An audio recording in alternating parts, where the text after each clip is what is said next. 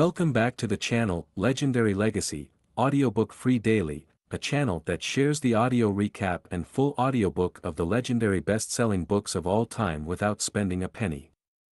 Today, we will continue with the book A Tale of Two Cities by Charles Dickens, which is one of the best-selling books of all time. This is a classic novel that depicts the French Revolution and its impact on the lives of two men who love the same woman. You will witness the drama, romance, and tragedy of this historical fiction. It has sold over 200 million copies worldwide. It is also considered as one of the most influential works of literature in history.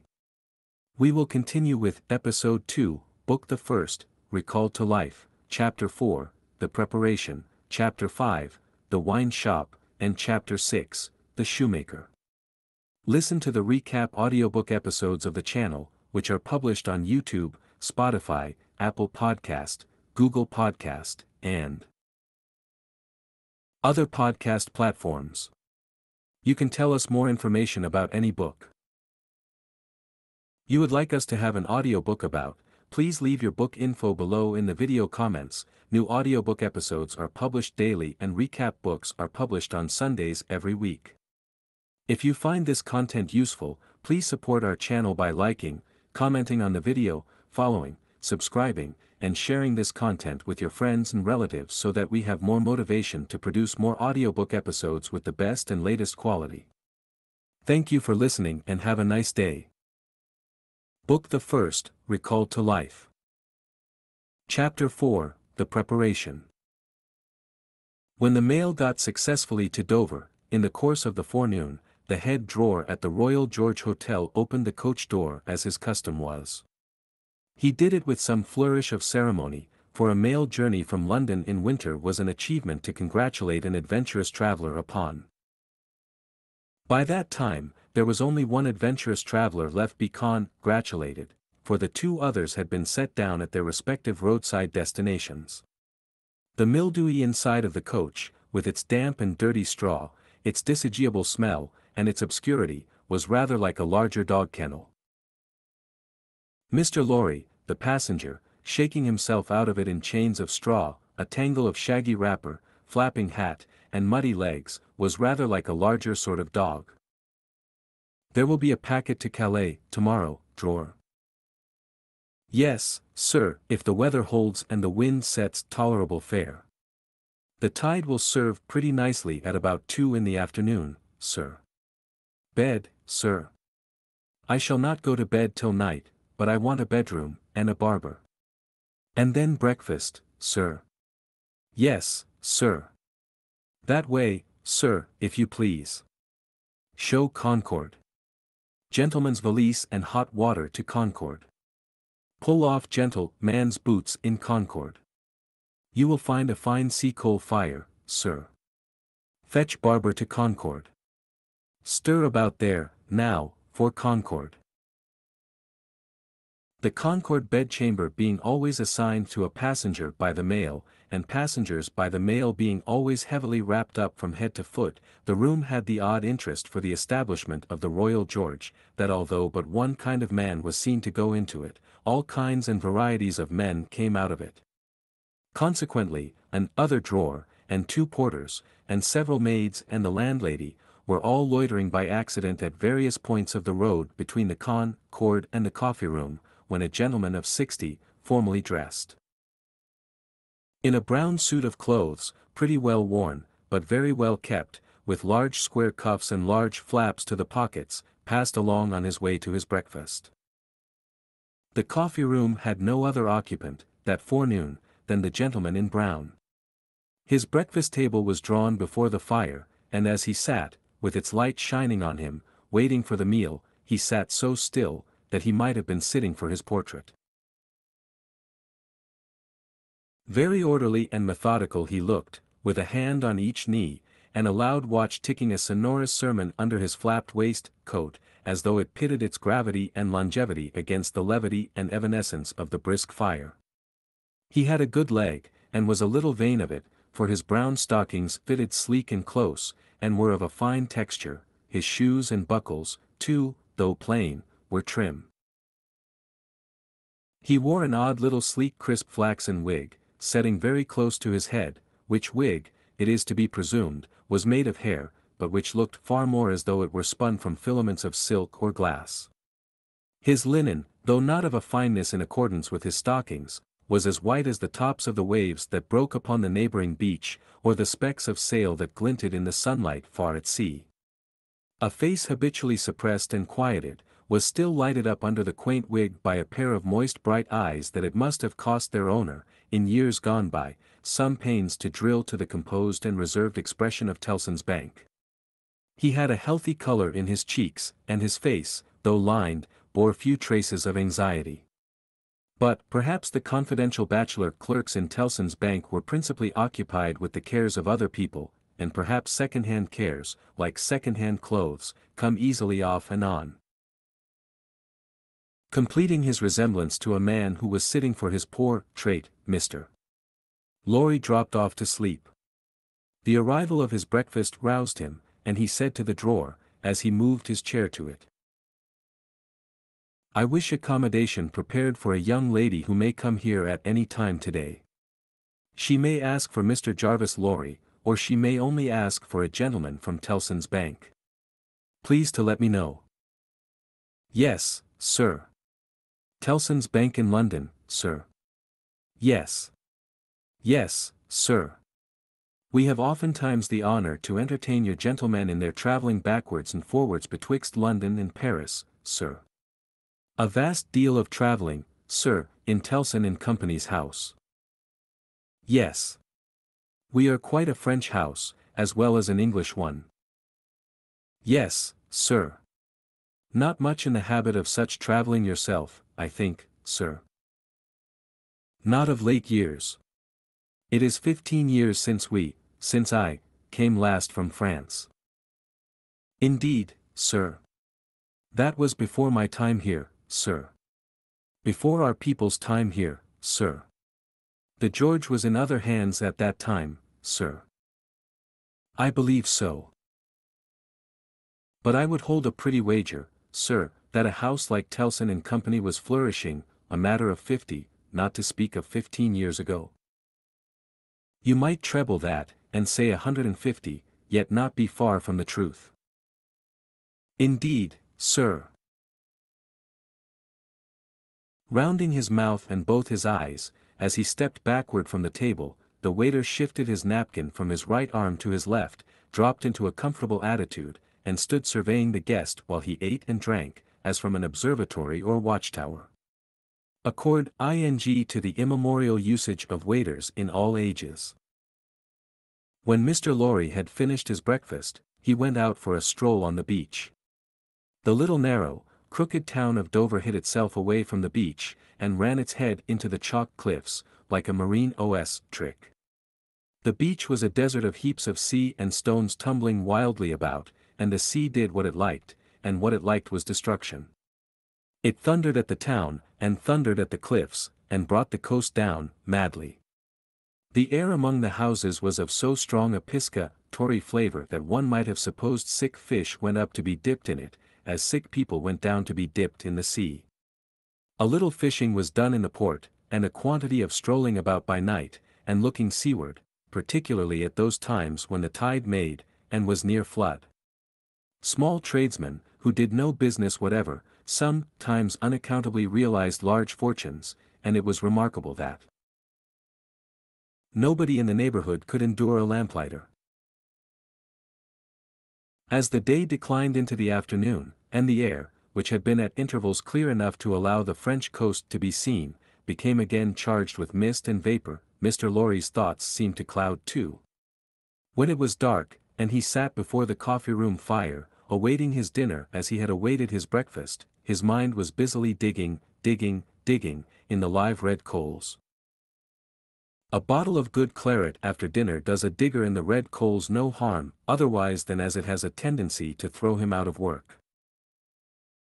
Mr. Lorry had been idle a long time, and had just poured out his last glassful of wine with as complete an appearance of satisfaction as is ever to be found in an elderly gentleman of a fresh complexion who has got to the end of a bottle, when a rattling of wheels came up the narrow street, and rumbled into the inn-yard. He set down his glass untouched. "This is Mamselle," said he. In a very few minutes the waiter came in to announce that Miss Manette had arrived from London, and would be happy to see the gentleman from Tellson's. So soon.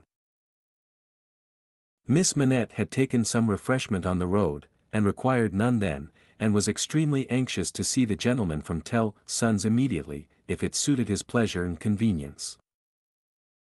The gentleman from Tellson's had nothing left for it but to empty his glass with an air of stolid desperation, settle his odd little flaxen wig at the ears, and follow the waiter to Miss Manette's apartment.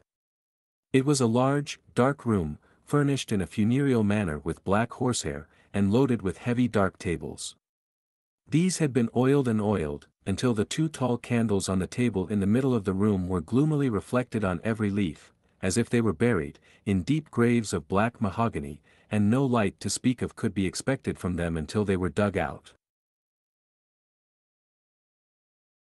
The obscurity was so difficult to penetrate that Mr. Lorry, picking his way over the well-worn Turkey carpet, supposed Miss Manette to be, for the moment, in some adjacent room, until, having got past the two tall candles, he saw standing to receive him by the table between them and the fire, a young lady of not more than 17, in a riding cloak, and still holding her straw travelling hat by its ribbon in her hand. As his eyes rested on a short, slight, pretty figure, a quantity of golden hair, a pair of blue eyes that met his own with an inquiring look, and a forehead with a singular capacity, remembering how young and smooth it was, of rifting and knitting itself into an expression that was not quite one of perplexity, or wonder, or alarm, or merely of a bright fixed attention. Though it included all the four expressions as his eyes rested on these things, a sudden vivid likeness passed before him, of a child whom he had held in his arms on the passage across that very channel, one cold time, when the hail drifted heavily and the sea ran high. The likeness passed away, like a breath along the surface of the gaunt pier-glass behind her, on the frame of which, a hospital procession of Negro cupids, several headless and all cripples, were offering black baskets of Dead Sea fruit to black divinities of the feminine gender, and he made his formal bow to Miss Manette. "Pray take a seat, sir." In a very clear and pleasant young voice, a little foreign in its accent, but a very little indeed. "I kiss your hand, miss," said Mr. Lorry, with the manners of an earlier date, as he made his formal bow again, and took his seat. "I received a letter from the bank, sir, yesterday, informing me that some intelligence, or discovery. The word is not material, miss, either word will do. Respecting the small property of my poor father, whom I never saw, so long dead." Mr. Lorry moved in his chair, and cast a troubled look towards the hospital procession of Negro cupids. As if they had any help for anybody in their absurd baskets. "Rendered it necessary that I should go to Paris, there to communicate with a gentleman of the bank, so good as to be dispatched to Paris for the purpose. Myself. As I was prepared to hear, sir." She curtsied to him, young ladies made curtsies in those days. With a pretty desire to convey to him that she felt how much older and wiser he was than she. He made her another bow. "I replied to the bank, sir, that as it was considered necessary, by those who know, and who are so kind as to advise me, that I should go to France, and that as I am an orphan and have no friend who could go with me, I should esteem it highly if I might be permitted to place myself, during the journey, under that worthy gentleman's protection. The gentleman had left London, but I think a messenger was sent after him to beg the favour of his waiting for me here. I was happy," said Mr. Lorry, "to be entrusted with the charge. I shall be more happy to execute it. Sir, I thank you indeed. I thank you very gratefully. It was told me by the bank that the gentleman would explain to me the details of the business, and that I must prepare myself to find them of a surprising nature. I have done my best to prepare myself, and I naturally have a strong and eager interest to know what they are." "Naturally," said Mr. Lorry. "Yes, After a pause, he added, again settling the crisp flaxen wig at the ears, "It is very difficult to begin." He did not begin, but, in his indecision, met her glance. The young forehead lifted itself into that singular expression, but it was pretty and characteristic, besides being singular, and she raised her hand, as if with an involuntary action she caught at, or stayed some passing shadow. "Are you quite a stranger to me, sir?" "Am I not?" Mr. Lorry opened his hands, and extended them outwards with an argumentative smile. Between the eyebrows and just over the little feminine nose, the line of which was as delicate and fine as it was possible to be, the expression deepened itself as she took her seat thoughtfully in the chair by which she had hitherto remained standing. He watched her as she mused, and the moment she raised her eyes again, went on. "In your adopted country, I presume, I cannot do better than address you as a young English lady, Miss Manette?" "If you please, sir." "Miss Manette, I am a man of business. I have a business charge to acquit myself of. In your reception of it, don't heed me any more than if I was a speaking machine. Truly, I am not much else. I will, with your leave, relate to you, miss, the story of one of our customers." "Story." He seemed wilfully to mistake the word she had repeated, when he added, in a hurry, "Yes, customers. In the banking business we usually call our connection our customers." He was a French gentleman, a scientific gentleman, a man of great acquirements, a doctor. "Not of Beauvais?" "Why, yes, of Beauvais. Like Monsieur Manette, your father, the gentleman was of Beauvais. Like Monsieur Manette, your father, the gentleman was of repute in Paris. I had the honor of knowing him there. Our relations were business relations, but confidential. I was at that time in our French house, and had been, 20 years. At that time, I may ask, at what time, sir?" "I speak, miss, of 20 years ago. He married an English lady, and I was one of the trustees. His affairs, like the affairs of many other French gentlemen and French families, were entirely in Tellson's hands. In a similar way I am, or I have been, trustee of one kind or other for scores of our customers. These are mere business relations, miss, there is no friendship in them, no particular interest, nothing like sentiment. I have passed from one to another, in the course of my business life, just as I pass from one of our customers to another in the course of my business day. In short, I have no feelings, I am a mere machine. To go on. But this is my father's story, sir, and I begin to think, the curiously roughened forehead was very intent upon him, that when I was left an orphan through my mother's surviving my father only 2 years, it was you who brought me to England. I am almost sure it was you." Mr. Lorry took the hesitating little hand that confidingly advanced to take his, and he put it with some ceremony to his lips. He then conducted the young lady straightway to her chair again, and, holding the chair back with his left hand, and using his right by turns to rub his chin, pull his wig at the ears, or point what he said, stood looking down into her face while she sat looking up into his. "Miss Manette, it was I. And you will see how truly I spoke of myself just now, in saying I had no feelings, and that all the relations I hold with my fellow creatures are mere business relations, when you reflect that I have never seen you since. No, you have been the ward of Tellson's house since, and I have been busy with the other business of Tellson's house since. Feelings. I have no time for them, no chance of them. I pass my whole life, miss, in turning an immense pecuniary mangle." After this odd description of his daily routine of employment, Mr. Lorry flattened his flaxen wig upon his head with both hands, which was most unnecessary, for nothing could be flatter than its shining face was before, and resumed his former attitude. "So far, miss, as you have remarked, this is the story of your regretted father. Now comes the difference. If your father had not died when he did, don't be frightened. How you start!" She did, indeed, start. And she caught his wrist with both her hands. "Pray," said Mr. Lorry, in a soothing tone, bringing his left hand from the back of the chair to lay it on the supplicatory fingers that clasped him in so violent a tremble, "pray control your agitation, a matter of business. As I was saying." Her look so discomposed him that he stopped, wandered, and began anew.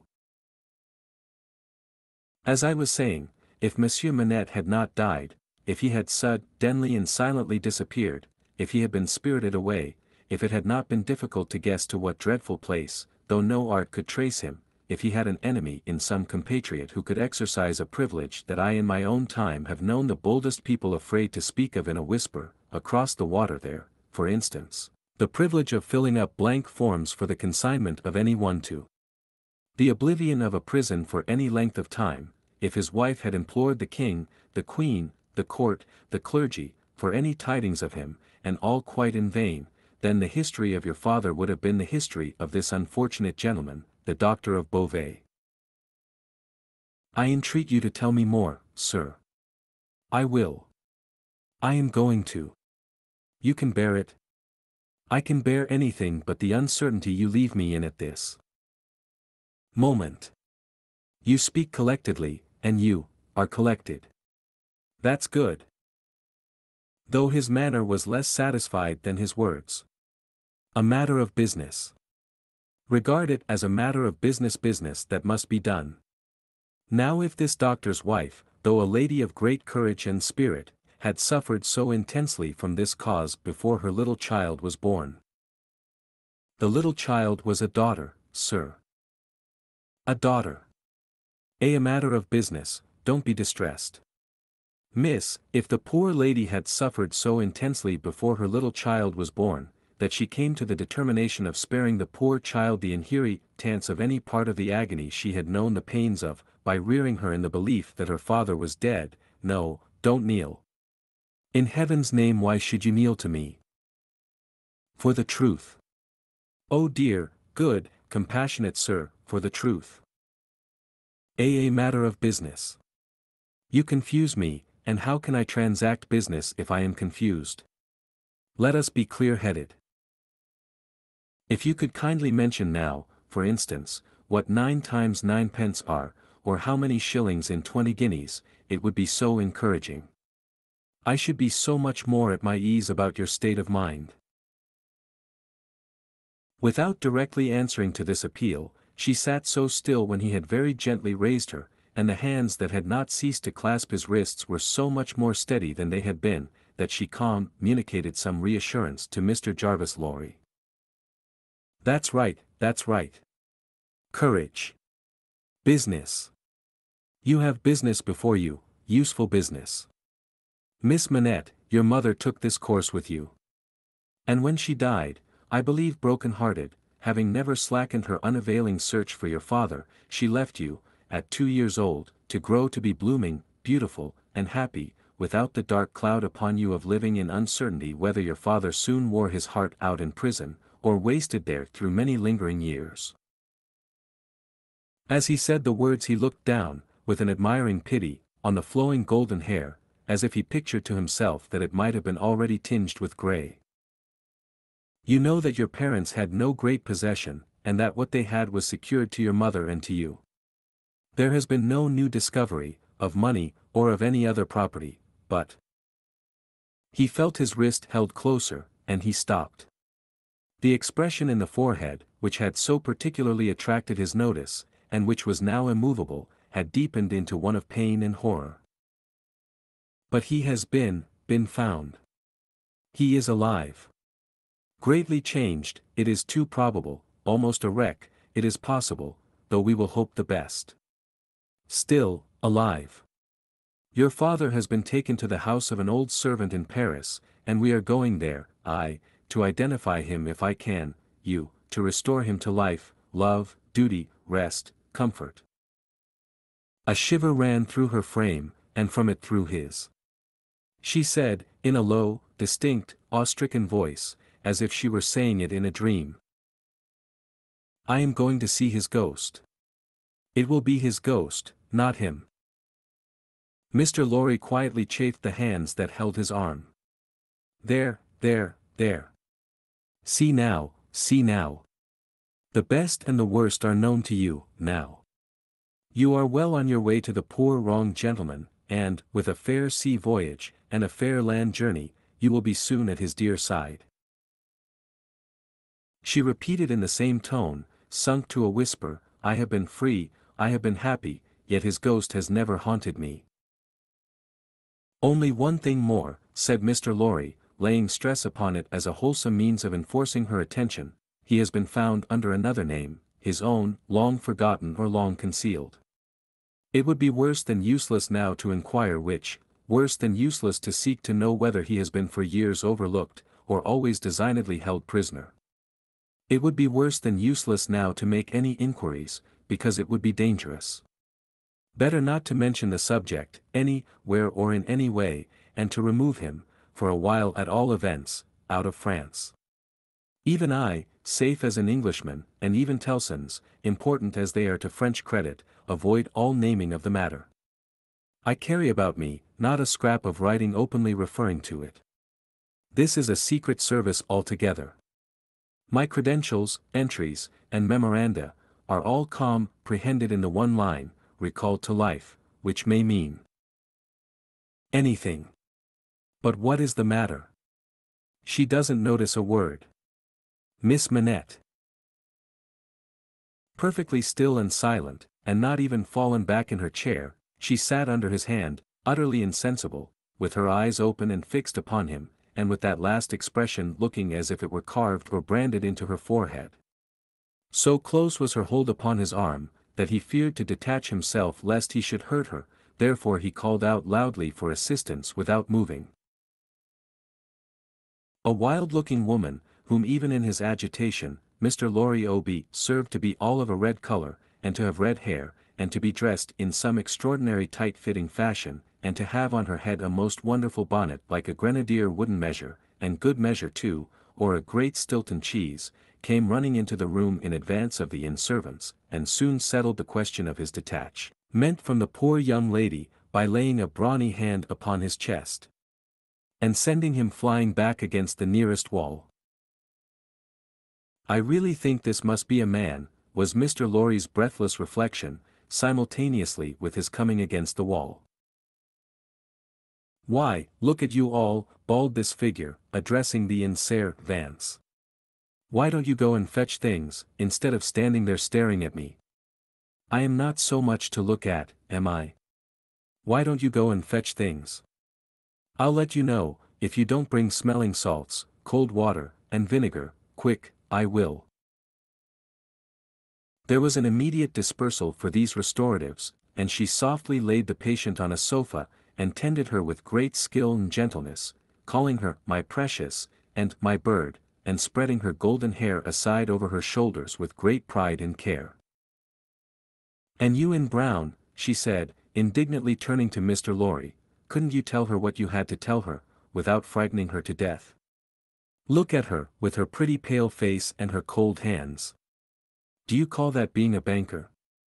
Mr. Lorry was so exceedingly disconcerted by a question so hard to answer, that he could only look on, at a distance, with much feebler sympathy and humility, while the strong woman, having banished the inn servants under the mysterious penalty of letting them know some thing not mentioned if they stayed there, staring, recovered her charge by a regular series of gradations, and coaxed her to lay her drooping head upon her shoulder. I hope she will do well now, said Mr. Lorry. No thanks to you in brown, if she does. My darling pretty. I hope, said Mr. Lorry, after another pause of feeble sympathy and humility, that you accompany Miss Manette to France. A likely thing, too, replied the strong woman. If it was ever intended that I should go across salt water, do you suppose Providence would have cast my lot in an island? This being another question hard to answer, Mr. Jarvis Lorry withdrew to consider it. Chapter 5, The Wine Shop. A large cask of wine had been dropped and broken, in the street. The accident had happened in getting it out of a cart, the cask had tumbled out with a run, the hoops had burst, and it lay on the stones just outside the door of the wine shop, shattered like a walnut shell. All the people within reach had suspended their business, or their idleness, to run to the spot and drink the wine. The rough, irregular stones of the street, pointing every way, and designed, one might have thought, expressly to lame all living creatures that approached them, had dammed it into little pools. These were surrounded, each by its own jostling group or crowd, according to its size. Some men kneeled down, made scoops of their 2 hands joined, and sipped, or tried to help women, who bent over their shoulders, to sip, before the wine had all run out between their fingers. Others, men and women, dipped in the puddles with little mugs of mutilated earthenware, or even with hand-kerchiefs from women's heads, which were squeezed dry into infants' mouths. Others made small mud embankments, to stem the wine as it ran. Others, directed by lookers-on up at high windows, darted here and there, to cut off little streams of wine that started away in new deep rectines. Others devoted themselves to the sodden and lead-eyed pieces of the cask, licking, and even champing the moister wine-rotted fragments with eager relish. There was no drainage to carry off the wine, and not only did it all get taken up, but so much mud got taken up along with it, that there might have been a scavenger in the street, if anybody acquainted with it could have believed in such a miraculous presence. A shrill sound of laughter and of amused voices, voices of men, women, and children, resounded in the street while this wine game lasted. There was little roughness in the sport, and much playfulness. There was a special companionship in it, an observable inclination on the part of every one to join some other one, which led, especially among the luckier or lighter-hearted, to frolicsome embraces, drinking of healths, shaking of hands, and even joining of hands and dancing, a dozen together. When the wine was gone, and the places where it had been most abundant were raked into a gridiron pattern by fingers, these demonstrations ceased, as suddenly as they had broken out. The man who had left his saw sticking in the firewood he was cutting, set it in motion again. The women who had left on a doorstep the little pot of hot ashes, at which she had been trying to soften the pain in her own starved fingers and toes, or in those of her child, returned to it. Men with bare arms, matted locks, and cadaverous faces, who had emerged into the winter light from cellars, moved away, to descend again, and a gloom gathered on the scene that appeared more natural to it than sunshine. The wine was red wine, and had stained the ground of the narrow street in the suburb of Saint-Antoine, in Paris, where it was spilled. It had stained many hands, too, and many faces, and many naked feet, and many wooden shoes. The hands of the man who sawed the wood, left red marks on the billets, and the forehead of the woman who nursed her baby, was stained with the stain of the old rag she wound about her head again. Those who had been greedy with the staves of the cask, had acquired a tigerish smear about the mouth, and one tall joker so besmirched, his head more out of a long squalid bag of a nightcap than in it, scrawled upon a wall with his finger dipped in muddy wine-lees, blood. The time was to come, when that wine too would be spilled on the street stones, and when the stain of it would be read upon many there. And now that the cloud settled on Saint-Antoine, which a momentary gleam had driven from his sacred countenance, the darkness of it was heavy cold, dirt, sickness, ignorance, and want, were the lords in waiting on the saintly presence, nobles of great power all of them, but, most especially the last. Samples of a people that had undergone a terribly grinding and regrinding in the mill, and certainly not in the fabulous mill which ground old people young, shivered at every corner, passed in and out at every doorway, looked from every window, fluttered in every vestige of a garment that the wind shook. The mill which had worked them down, was the mill that grinds young people old. The children had ancient faces and grave voices, and upon them, and upon the grown faces, and ploughed into every furrow of age and coming up afresh, was the sigh, hunger. It was prevalent everywhere. Hunger was pushed out of the tall houses, in the wretched clothing that hung upon poles and lines. Hunger was patched into them with straw and rag and wood and paper. Hunger was repeated in every fragment of the small modicum of firewood that the man sawed off. Hunger stared down from the smokeless chimneys, and started up from the filthy street that had no offal, among its refuse, of anything to eat. Hunger was the inscription on the baker's shelves, written in every small loaf of his scanty stock of bad bread, at the sausage shop, in every dead dog preparation that was offered for sale. Hunger rattled its dry bones among the roasting chestnuts in the turned cylinder. Hunger was shred into atomics in every farthing porringer of husky chips of potato, fried with some reluctant drops of oil. Its abiding place was in all things fitted to it. A narrow winding street, full of offence and stench, with other narrow winding streets diverging, all peopled by rags and nightcaps, and all smelling of rags and nightcaps, and all visible things with a brooding look upon them that looked ill. In the hunted air of the people there was yet some wild beast thought of the possibility of turning at bay. Depressed and slinking though they were, eyes of fire were not wanting among them, nor compressed lips, white with what they suppressed, nor foreheads knitted into the likeness of the gallows rope they mused about or inflicting. The trade signs, and they were almost as many as the shops, were, all, grim illustrations of want. The butcher and the pork man painted up, only the leanest scrags of meat, the baker, the coarsest of meagre loaves. The people rudely pictured as drinking in the wine shops, croaked over their scanty measures of thin wine and beer, and were gloweringly confidential together. Nothing was represented in a flourishing condition, save tools and weapons, but the cutler's knives and axes were sharp and bright, the smith's hammers were heavy, and the gunmaker's stock was murderous. The crippling stones of the pavement, with their many little reservoirs of mud and water, had no footways, but broke off abruptly at the doors. The kennel, to make amends, ran down the middle of the street, when it ran at all, which was only after heavy rains, and then it ran, by many eccentric fits, into the houses. Across the streets, at wide intervals, one clumsy lamp was slung by a rope and pulley. At night, when the lamplighter had let these down, and lighted, and hoisted them again, a feeble grove of dim wicks swung in a sickly manner overhead, as if they were at sea. Indeed they were at sea, and the ship and crew were in peril of tempest.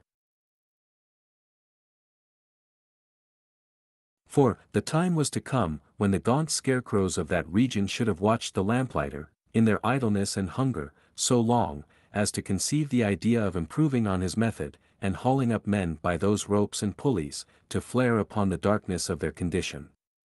But, the time was not come yet, and every wind that blew over France shook the rags of the scarecrows in vain, for the birds, fine of song and feather, took no warning. The wine shop was a corner shop, better than most others in its appearance and degree, and the master of the wine shop had stood outside it, in a yellow waistcoat and green breeches, looking on at the struggle for the lost wine. "It's not my affair," said he, with a final shrug of the shoulders.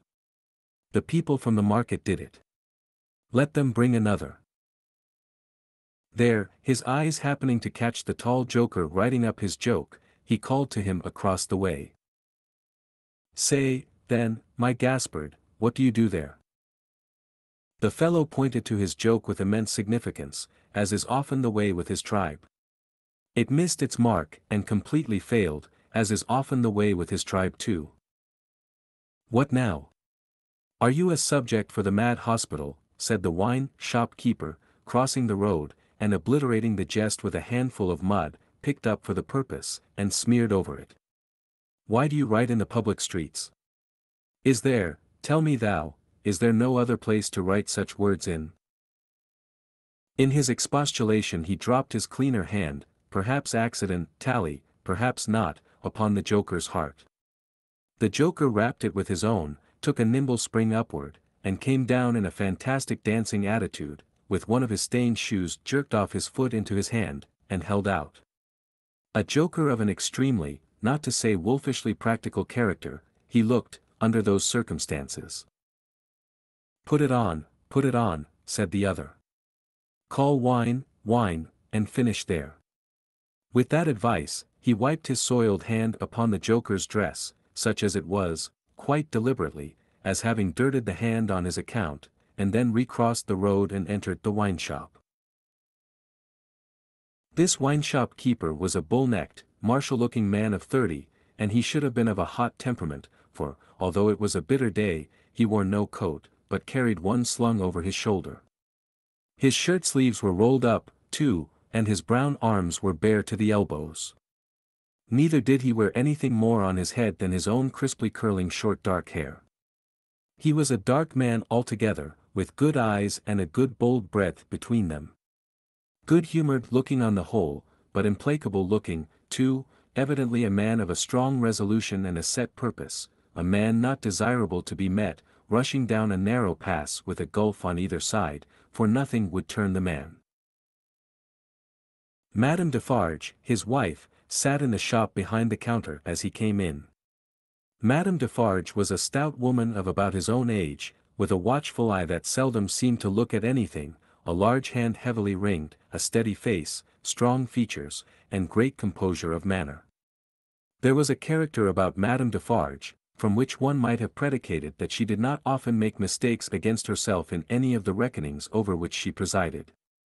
Madame Defarge, being sensitive to cold, was wrapped in fur, and had a quantity of bright shawl twined about her head, though not to the concealment of her large earrings. Her knitting was before her, but she had laid it down to pick her teeth with a toothpick. Thus engaged, with her right elbow supported by her left hand, Madame Defarge said nothing when her lord came in, but coughed just one grain of cough. This, in combination with the lifting of her darkly defined eyebrows over her toothpick by the breadth of a line, suggested to her husband that he would do well to look round the shop among the customers, for any new customer who had dropped in while he stepped over the way. The wine-shop keeper accordingly rolled his eyes about, until they rested upon an elderly gentleman and a young lady, who were seated in a corner. Other company were there, 2 playing cards, 2 playing dominoes, 3 standing by the counter lengthening out a short supply of wine.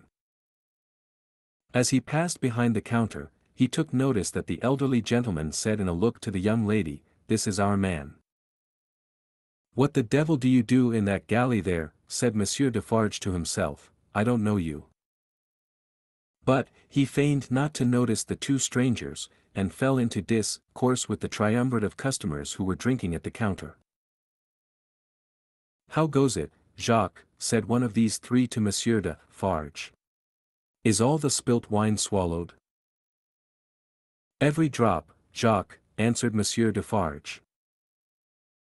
When this interchange of Christian name was effected, Madame Defarge, picking her teeth with her toothpick, coughed another grain of cough, and raised her eyebrows by the breadth of another line. "It is not often," said the second of the 3, addressing Monsieur Defarge, "that many of these miserable beasts know the taste of wine, or of anything but black bread and death. Is it not so, Jacques?" "It is so, Jacques," Monsieur Defarge returned. At this second interchange of the Christian name, Madame Defarge, still using her toothpick with profound composure, coughed another grain of cough, and raised her eyebrows by the breadth of another line. The last of the 3 now said his say, as he put down his empty drinking vessel and smacked his lips. "Ah! So much the worse. A bitter taste it is that such poor cattle always have in their mouths, and hard lives they live, Jacques. Am I right, Jacques?" "You are right, Jacques," was the response of Monsieur Defarge. This third interchange of the Christian name was completed at the moment when Madame Defarge put her toothpick by, kept her eyebrows up, and slightly rustled in her seat. "Hold then." "True," muttered her husband. "Gentlemen, my wife." The 3 customers pulled off their hats to Madame Defarge, with 3 flourishes. She acknowledged their homage by bending her head, and giving them a quick look. Then she glanced in a casual manner round the wine-shop, took up her knitting with great apparent calmness and repose of spirit, and became absorbed in it. "Gentlemen," said her husband, who had kept his bright eye observantly upon her, "good day. The chamber, furnished bachelor fashion, that you wished to see, and were inquiring for when I stepped out, is on the 5th floor. The doorway of the staircase gives on the little courtyard close to the left here," pointing with his hand, "near to the window of my establishment. But, now that I remember, one of you has already been there, and can show the way." Gentlemen, adieu." They paid for their wine, and left the place. The eyes of Monsieur Defarge were studying his wife at her knitting when the elderly gentleman advanced from his corner, and begged the favour of a word. "Willingly, sir," said Monsieur Defarge, and quietly stepped with him to the door. Their conference was very short, but very decided. Almost at the first word, Monsieur Defarge started and became deeply attentive. It had not lasted a minute, when he nodded and went out. The gentleman then beckoned to the young lady, and they, too, went out. Madame Defarge knitted with nimble fingers and steady eyebrows, and saw nothing. Mr. Jarvis Lorry and Miss Manette, emerging from the wine-shop thus, joined Monsieur Defarge in the doorway to which he had directed his own company just before. It opened from a stinking little black courtyard, and was the general public entrance to a great pile of houses, inhabited by a great number of people. In the gloomy tile-paved entry to the gloomy tile-paved staircase, Monsieur Defarge bent down on one knee to the child of his old master, and put her hand to his lips. It was a gentle action, but not at all gently done. A very remarkable transformation had come over him in a few seconds. He had no good humor in his face, nor any openness of aspect left, but had become a secret, angry, dangerous man. "It is very high, it is a little difficult. Better to begin slowly." Thus, Monsieur Defarge, in a stern voice, to Mr. Lorry, as they began ascend the stairs. "Is he alone?" the latter whispered. "Alone. God help him, who should be with him," said the other, in the same low voice. "Is he always alone, then?" "Yes." "Of his own desire?" "Of his own necessity." "As he was, when I first saw him after they found me and demanded to know if I would take him, and, at my peril be discreet, as he was then, so he is now." "He is greatly changed." "Changed." The keeper of the wine-shop stopped to strike the wall with his hand, and mutter a tremendous curse. No direct answer could have been half so forcible. Mr. Lorry's spirits grew heavier and heavier, as he and his two companions ascended higher and higher. Such a staircase, with its accessories, in the older and more crowded parts of Paris, would be bad enough now, but, at that time, it was vile indeed to unaccustomed and unhardened senses. Every little habitation within the great foul nest of one high building, that is to say, the room or rooms within every door that opened on the general staircase, left its own heap of refuse on its own landing, besides flinging other refuse from its own windows. The uncontrollable and hopeless mass of decomposition so engendered, would have polluted the air, even if poverty and deprivation had not loaded it with their intangible impurities. The two bad sources combined made it almost insupportable. Through such an atmosphere, by a steep dark shaft of dirt and poison, the way lay. Yielding to his own disturbance of mind, and to his young companion's agitation, which became greater every instant, Mr. Jarvis Lorry twice stopped to rest. Each of these stoppages was made at a doleful grating, by which any languishing good airs that were left uncorrupted, seemed to escape, and all spoilt and sickly vapors seemed to crawl in. Through the rusted bars, tastes, rather than glimpses, were caught of the jumbled neighborhood, and nothing within range, nearer or lower than the summits of the two great towers of Notre Dame, had any promise on it of healthy life or wholesome aspirations. At last, the top of the staircase was gained, and they stopped for the third time. There was yet an upper staircase, of a steeper inclination and of contracted dimensions, to be ascended, before the garret story was reached. The keeper of the wine-shop, always going a little in advance, and always going on the side which Mr. Lorry took, as though he dreaded to be asked any question by the young lady, turned himself about here, and, carefully feeling in the pockets of the coat he carried over his shoulder, took out a key. "The door is locked then, my friend?" said Mr. Lorry, surprised. "Aye. Yes," was the grim reply of Monsieur Defarge. "You think it necessary to keep the unfortunate gentleman so retired?" I think it necessary to turn the key. Monsieur Defarge whispered it closer in his ear, and frowned heavily. Why? Why? Because he has lived so long, locked up, that he would be frightened tear himself to pieces come to I know not what harm, if his door was left open. Is it possible? Exclaimed Mr. Lorry. Is it possible? Repeated Defarge, bitterly. Yes. And a beautiful world we live in, when it is possible, and when many other such things are possible, and not only possible, but done, see you, under that sky there, every day. Long live the devil. Let us go on. This dialogue had been held in so very low a whisper, that not a word of it had reached the young lady's ears. But, by this time she trembled under such strong emotion, and her face expressed such deep anxiety, and, above all, such dread and terror, that Mr. Lorry felt it incumbent on him to speak a word or two of reassurance. Courage, dear miss. Courage. Business. The worst will be over in a moment, it is but passing the room door, and the worst is over. Then, all the good you bring to him, all the relief, all the happiness you bring to him, begin. Let our good friend here, assist you on that side. That's well, friend Defarge. Come, now. Business, business. They went up slowly and softly. The staircase was short, and they were soon at the top.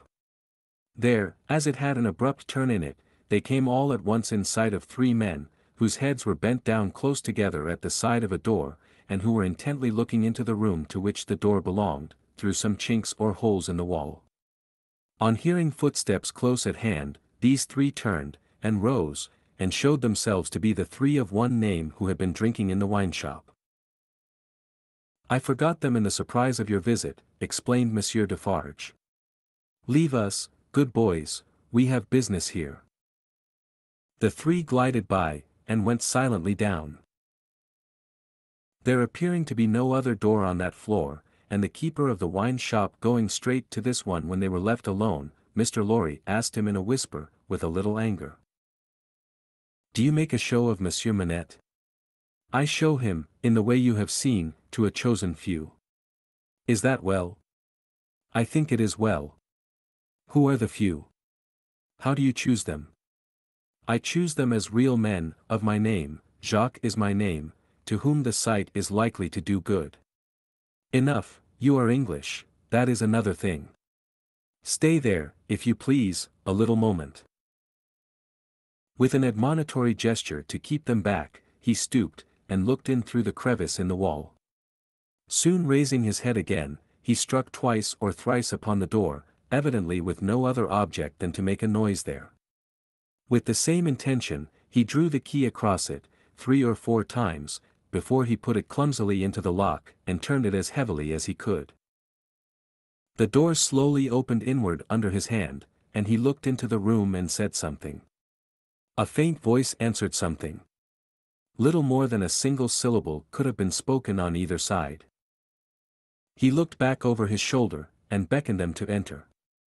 Mr. Lorry got his arm securely round the daughter's waist, and held her, for he felt that she was sinking.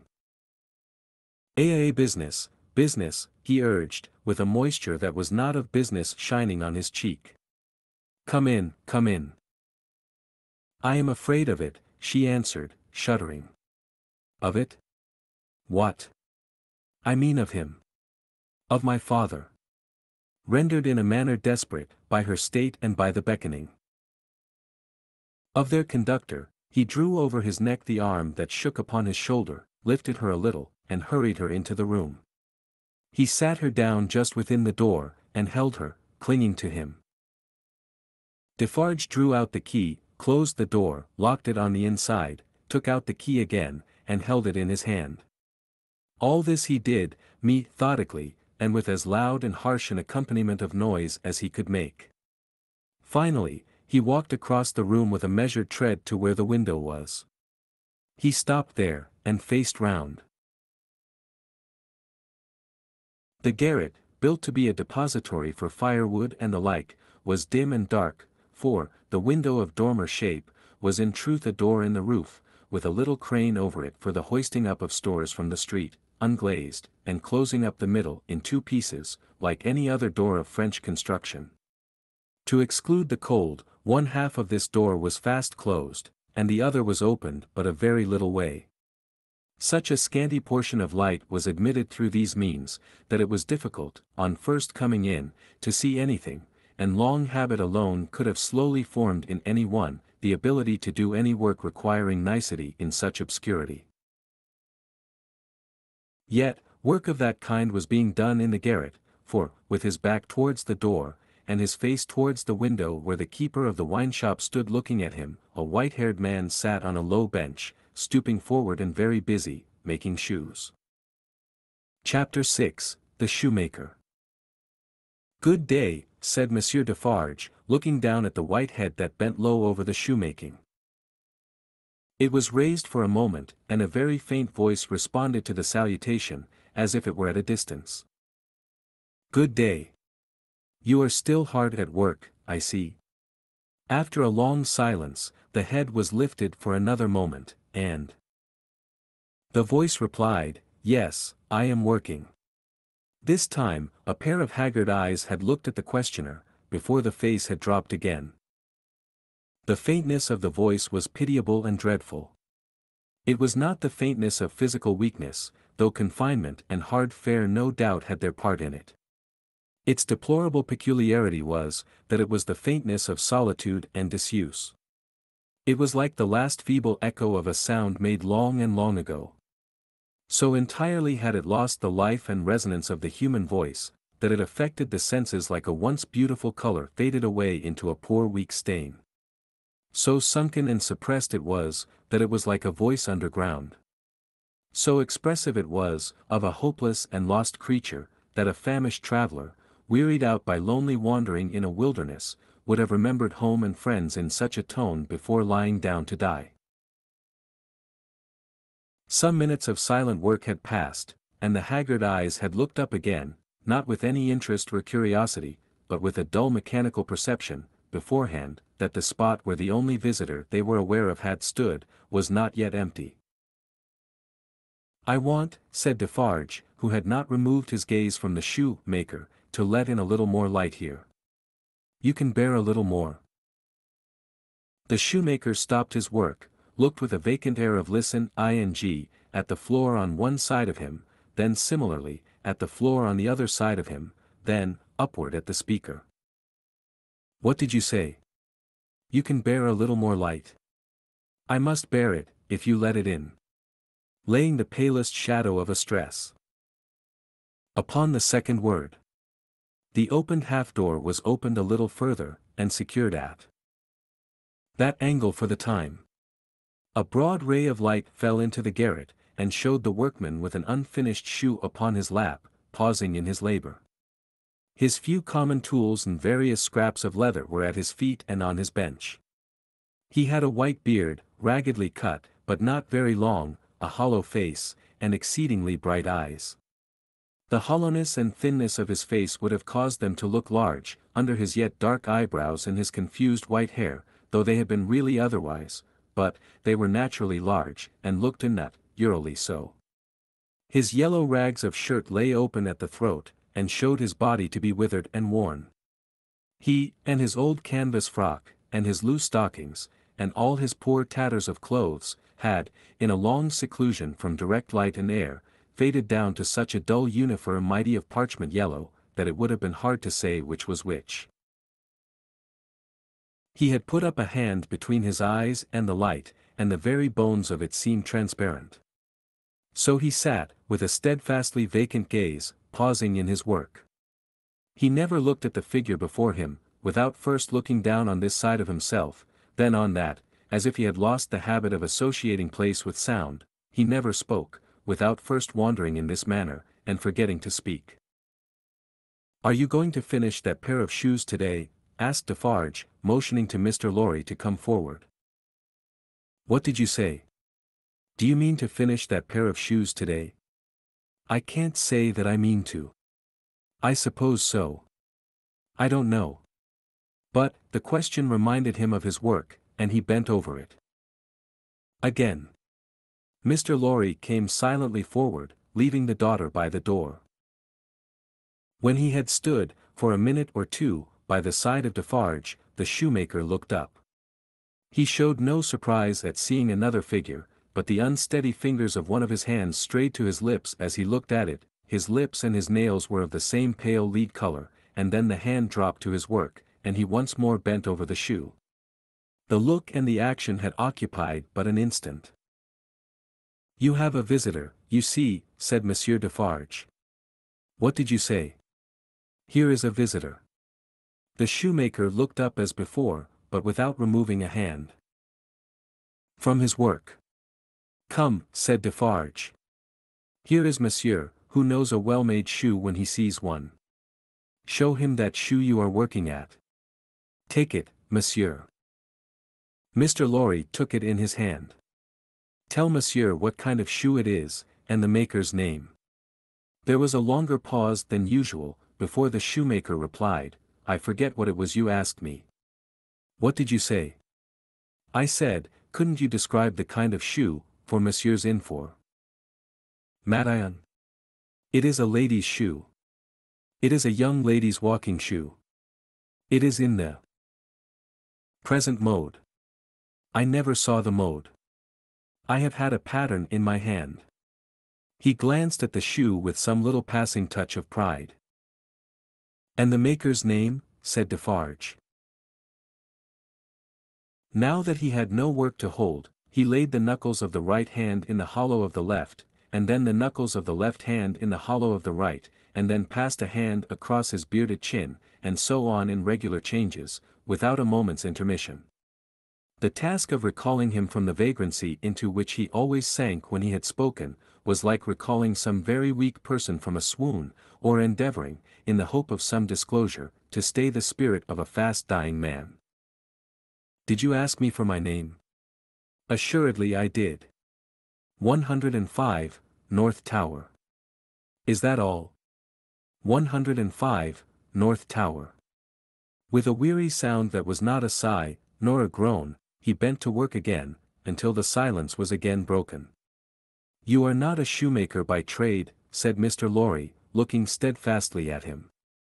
His haggard eyes turned to Defarge as if he would have transferred the question to him, but as no help came from that quarter, they turned back on the questioner when they had sought the ground. "I am not a shoemaker by trade. No, I was not a shoemaker by trade. I learnt it here. I taught myself. I asked leave to." He lapsed away, even for minutes, wringing those measured changes on his hands the whole time. His eyes came slowly back, at last, to the face from which they had wandered. When they rested on it, he started, and resumed, in the manner of a sleeper that moment awake, reverting to a subject of last night. "I asked leave to teach myself, and I got it with much difficulty after a long while, and I have made shoes ever since." As he held out his hand for the shoe that had been taken from him, Mr. Lorry said, still looking steadfastly in his face, "Monsieur Manette, do you remember nothing of me?" The shoe dropped to the ground, and he sat looking fixedly at the questioner. "Monsieur Manette," Mr. Lorry laid his hand upon Defarge's arm, "do you remember nothing of this man? Look at him. Look at me. Is there no old banker, no old business, no old servant, no old time, rising in your mind, Monsieur Manette?" As the captive of many years sat looking fixedly, by turns, at Mr. Lorry and at Defarge, some long obliterated marks of an actively intent intelligence in the middle of the forehead, gradually forced themselves through the black mist that had fallen on him. They were overclouded again, they were fainter, they were gone, but they had been there.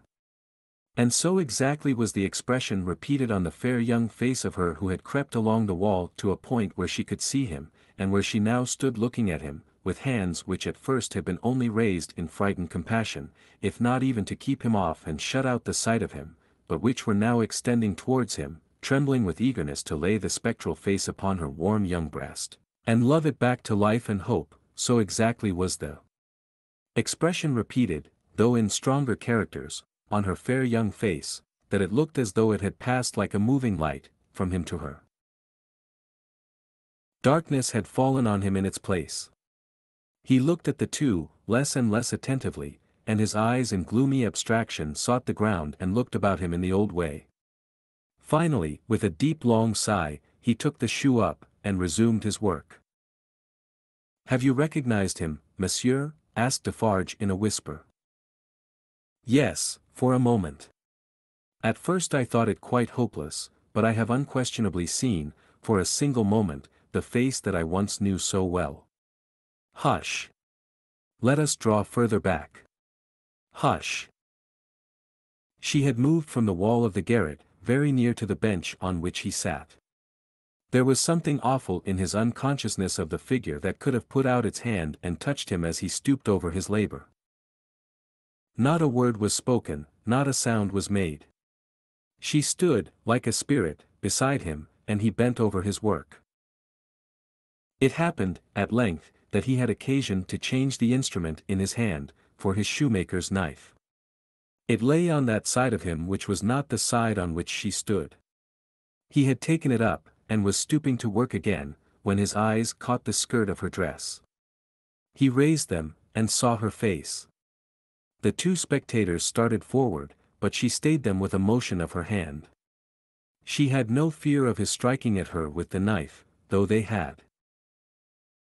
He stared at her with a fearful look, and after a while his lips began to form some words, though no sound proceeded from them. By degrees, in the pauses of his quick and labored breathing, he was heard to say, "What is this?" With the tears streaming down her face, she put her two hands to her lips, and kissed them to him, then clasped them on her breast, as if she laid his ruined head there. "You are not the jailer's daughter?" She sighed, "No." "Who are you?" Not yet trusting the tones of her voice, she sat down on the bench beside him. He recoiled, but she laid her hand upon his arm. A strange thrill struck him when she did so, and visibly passed over his frame. He laid the knife down, softly, as he sat staring at her.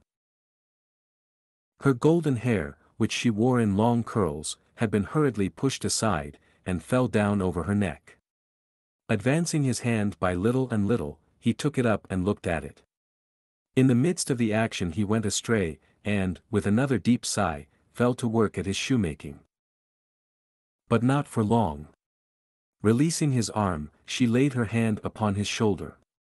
After looking doubtfully at it, 2 or 3 times, as if to be sure that it was really there, he laid down his work, put his hand to his neck, and took off a blackened string with a scrap of folded rag attached to it. He opened this, carefully, on his knee, and it contained a very little quantity of hair. Not more than 1 or 2 long golden hairs, which he had, in some old day, wound off upon his finger. He took her hair into his hand again, and looked closely at it. "It is the same. How can it be? When was it? How was it?" As the concentrated expression returned to his forehead, he seemed to become conscious that it was in hers too. He turned her full to the light, and looked at her. "She had laid her head upon my shoulder. That night when I was summoned out, she had a fear of my going, though I had none, and when I was brought to the North Tower they found these upon my sleeve. 'You will leave me them? They can never help me to escape in the body, though they may in the spirit.' Those were the words I said. I remember them very well." He formed this speech with his lips many times before he could utter it. But when he did find spoken words for it, they came to him coherently, though slowly. "How was this? Was it you?" Once more, the two spectators started, as he turned upon her with a frightful suddenness. But she sat perfectly still in his grasp, and only said, in a low voice, "I entreat you, good gentlemen, do not come near us, do not speak, do not move." "Hark!" he exclaimed. Whose voice was that? His hands released her as he uttered this cry, and went up to his white hair, which they tore in a frenzy. It died out, as everything but his shoemaking did die out of him, and he refolded his little packet and tried to secure it in his breast, but he still looked at her, and gloomily shook his head. No, no, no, you are too young, too blooming. It can't be. See what the prisoner is. These are not the hands she knew, this is not the face she knew, this is not a voice she ever heard. No, no. She was, and he was, before the slow years of the North Tower, ages ago. What is your name, my gentle angel? Hailing his softened tone and manner, his daughter fell upon her knees before him, with her appealing hands upon his breast. Oh, sir, at another time you shall know my name, and who my mother was, and who my father, and how I never knew their hard history. But I cannot tell you at this time, and I cannot tell you here. All that I may tell you, here and now, is, that I pray to you to touch me and to bless me. Kiss me, kiss me. Oh my dear, my dear. His cold white head mingled with her radiant hair, which warmed and lighted it as though it were the light of freedom shining on him. If you hear in my voice, I don't know that it is so, but I hope it is, if you hear in my voice any resemblance to a voice that once was sweet music in your ears, weep for it, weep for it. If you touch, in touching my hair, anything that recalls a beloved head that lay on your breast when you were young and free, weep for it, weep for it. If, when I hint to you of a home that is before us, where I will be true to you with all my duty and with all my faithful service, I bring back the remembrance of a home long desolate, while your poor heart pined away, weep for it, weep for it. She held him closer round the neck, and rocked him on her breast like a child. If, when I tell you, dearest dear, that your agony is over, and that I have come here to take you from it, and that we go to England to be at peace and at rest, I cause you to think of your useful life laid waste, and of our native France so wicked to you, weep for it, weep for it. And if, when I shall tell you of my name, and of my father who is living, and of my mother who is dead, you learn that I have to kneel to my honored father, and implore his pardon for having never for his sake striven all day and lain awake and wept all night, because the love of my poor mother hid his torture from me, weep for it, weep for it. Weep for her, then, and for me. Good gentleman, thank God. I feel his sacred tears upon my face, and his sobs strike against my heart. Oh, see! Thank God for us, thank God.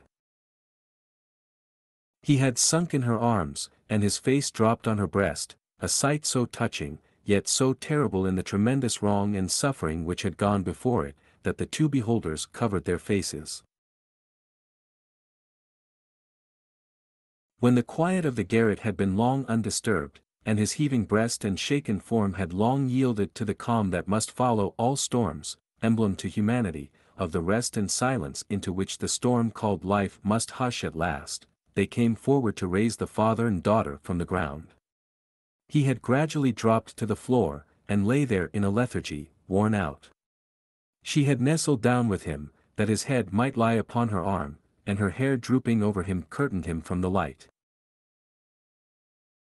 If, without disturbing him, she said, raising her hand to Mr. Lorry as he stooped over them, after repeated blowings of his nose, all could be arranged for our leaving Paris at once, so that, from the very door, he could be taken away. But, consider. Is he fit for the journey? Asked Mr. Lorry.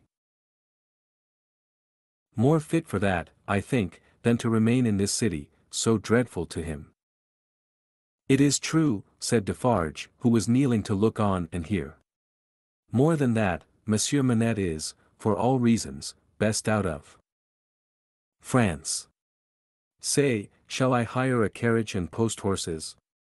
That's business, said Mr. Lorry, resuming on the shortest notice his methodical manners, and if business is to be done, I had better do it.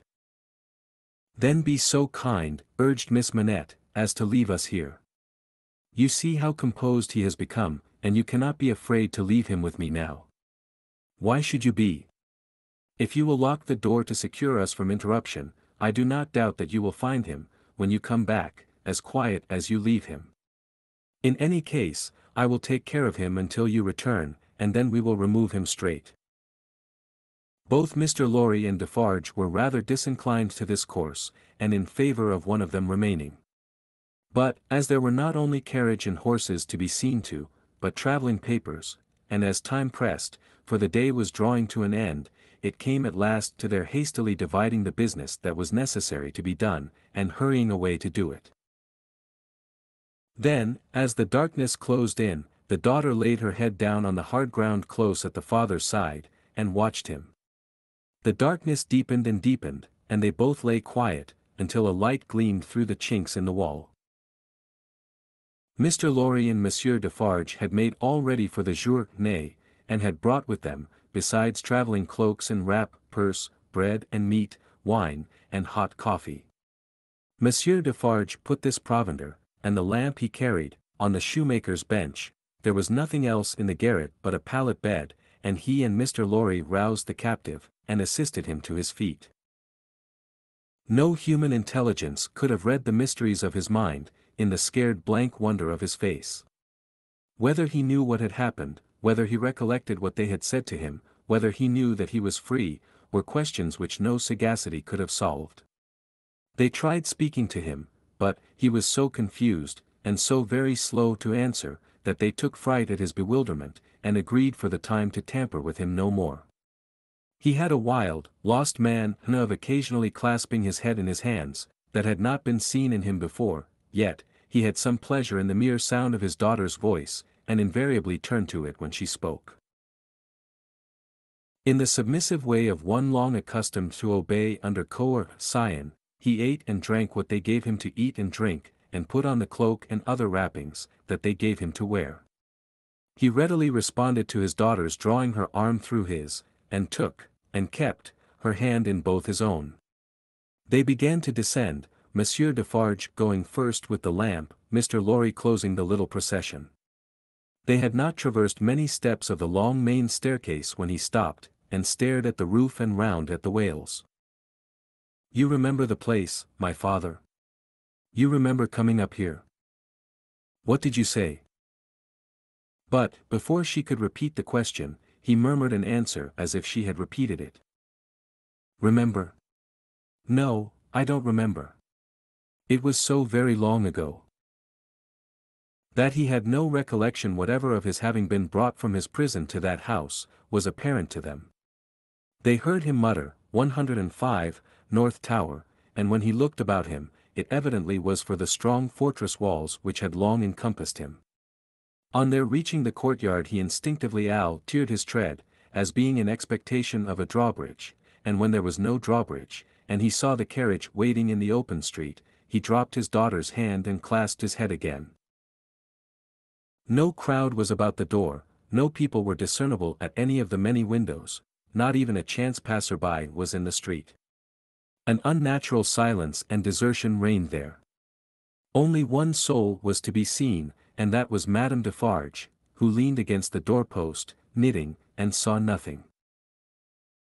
The prisoner had got into a coach, and his daughter had followed him, when Mr. Lorry's feet were arrested on the step by his asking, miserably, for his shoemaking tools and the unfinished shoes. Madame Defarge immediately called to her husband that she would get them, and went, knitting, out of the lamplight, through the courtyard. She quickly brought them down and handed them in, and immediately afterwards leaned against the doorpost, knitting, and saw nothing. Defarge got upon the box, and gave the word to the barrier. The postilion cracked his whip, and they clattered away under the feeble overswinging lamps. Under the overswinging lamps, swinging ever brighter in the better streets, and ever dimmer in the worse, and by lighted shops, gay crowds, illuminated coffee-houses, and theatre doors, to one of the city gates. Soldiers with lanterns, at the guard-house there. "Your papers, travellers." "See here then, monsieur the officer," said Defarge, getting down, and taking him gravely apart, "these are the papers of monsieur inside, with the white head. They were consigned to me, with him, at the—" he dropped his voice, there was a flutter among the military lanterns, and one of them being handed into the coach by an arm in uniform, the eyes connected with the arm looked, not an every day or an every night look, at Monsieur with the white head. It is well. For Ward, from the uniform. Adieu, from Defarge. And so, under a short grove of feebler and feebler over-swinging lamps, out under the great grove of stars. Beneath that arch of unmoved and eternal lights, some, so remote from this little earth that the learned tell us it is doubtful whether their rays have even yet discovered it, as a point in space where anything is suffered or done, the shadows of the night were broad and black. All through the cold and restless interval, until dawn, they once more whispered in the ears of Mr. Jarvis Lorry, sitting opposite the buried man who had been dug out, and wondering what subtle powers were forever lost to him, and what were capable of restoration, the old inquiry. I hope you care to be recalled to life. And the old answer, I can't say.